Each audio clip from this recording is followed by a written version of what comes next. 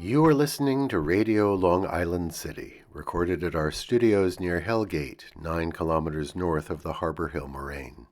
And now, the Observatory. The Observatory, Monday the 10th of February 2025. It is 51 days after the winter solstice. It is 38 days before the spring equinox. By the French Republican calendar, it is the 22nd day of Pluvieuse, the day of the Timolet, the garland flower. The sun rises today at 6:56 a.m. Solar noon takes place today at 12:10 p.m. The sun sets today at 5:25 p.m. Civil twilight ends at 5:53 p.m. and nautical twilight ends at 6:25 p.m. The length of daytime today is 2 minutes, 25 seconds longer than yesterday. The moon is in its waxing gibbous phase and is 96% full at midday. The full moon will arrive on Wednesday, the 12th of February. These are the predicted tides today for Horns Hook. In the wee hours, low tide, 2:05 a.m., 6 centimeters. In the morning, high tide, 9:26 a.m., 1 meter 43. In the afternoon, low tide, 3:59 p.m., minus 9 centimeters. At night, high tide, 10:02 p.m., 1 meter 25. This is the Monday reservoir report for New York City. In the Delaware watershed, the Cannonsville Reservoir is 68% full. The Papacton Reservoir is 70% full. The Neversink Reservoir is 65% full. The Rondout Reservoir is 92% full. In the Catskill watershed, the Schoharie Reservoir is 33% full. The Ashokan Reservoir is 84% full.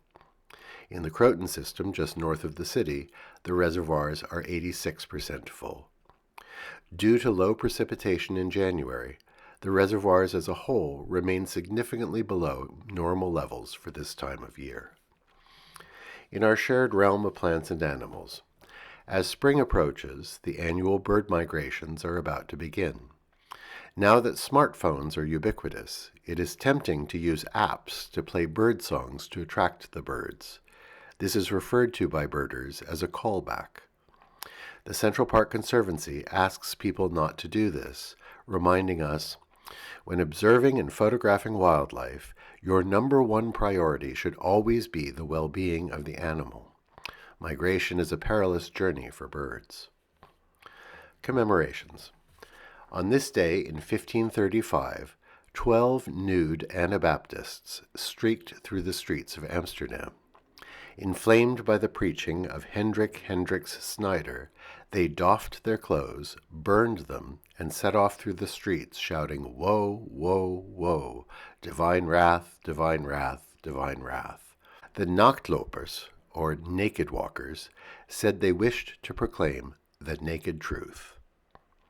On this day in 1807, President Thomas Jefferson signed an act creating the U.S. Coast Survey, now known as the Coast and Geodetic Survey. Besides creating reliable charts of our coastlines, it has been an engine of scientific research. It is now part of the National Oceanic and Atmospheric Administration. On this day in 1897, the New York Times began using the slogan, "All the news that's fit to print." On this day in 1996, the IBM supercomputer, Deep Blue, defeated the world chess champion Garry Kasparov. It was the first time a machine outplayed a human champion at chess. On this day in 1901, Stella Adler was born. The American actress and educator began her career in vaudeville and in the Yiddish theater. In 1949, she established what became the Stella Adler School of Acting. Many of the most prominent stage and film actors of the mid-20th century learned their craft at the school. On this day in 1920, Dr. Alex Comfort was born. The author of the 1972 book, The Joy of Sex, he was one of the pioneers of open sex education. The writer Gay Talese, commenting on Comfort's years of living in Southern California, once wrote, "Often the nude biologist, Dr. Alex Comfort, brandishing a cigar, traipsed through the room between the prone bodies with the professional air of a lepidopterist strolling through the fields waving a butterfly net. And that is the Observatory, Monday the 10th of February, 2025.